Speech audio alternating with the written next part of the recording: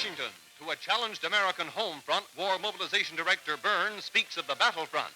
Today, our soldiers and sailors at the front have the ammunition and supplies they need. But in a few weeks, they may be short of supplies if we fail to replace the reserves they are now using. Last year, 600,000 civilians left war work. Today, if they are working at all, they are engaged in less essential or non-essential industries.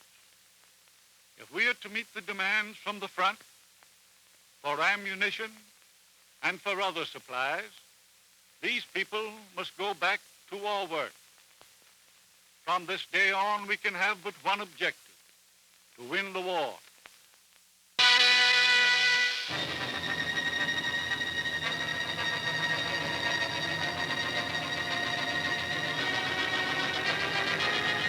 Americans in Retreat. These latest films by Signal Corps, Army, Air Forces, and newsreel cameramen give added weight to the message of James F. Burns in this hour of national crisis. As we retreated, engineers worked feverishly to lay mines, preparing defenses. Barbed wire goes up. Rows of trees are ringed with explosives. An army that had known only offensive tactics, now on the defensive. In the toughest battle of the war in the West, little groups of men hang on to slow the drive launched by a savage and desperate Wehrmacht, the Nazi drive that had swelled their salient into the almost 80-mile-long bulge. The only cheerful side of the picture during the three-week crisis, Allied air power, blasting Germany. These are RAF pictures. Pounding from the air that helped to turn up some Nazi prisoners.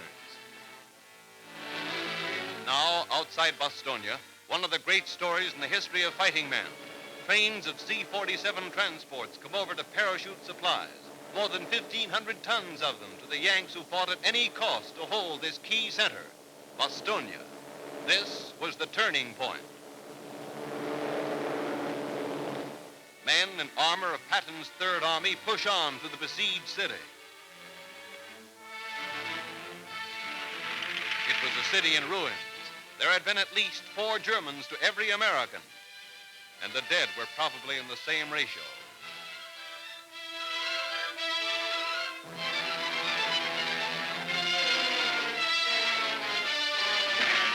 Then, all along the new front, we began to move offensively.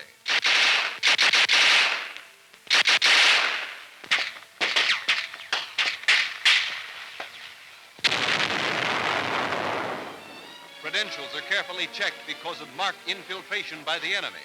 Even military vehicles are stopped because Germans were found in American uniforms.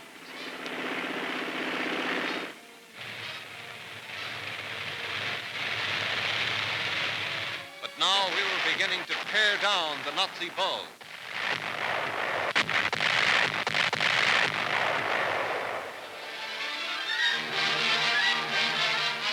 More desperate hours of fighting into Hogno in Germany itself. Nazi signs referring to the Allies as grave diggers of humanity. Alsatian women the Germans had imprisoned who taste freedom again after many long months in jail.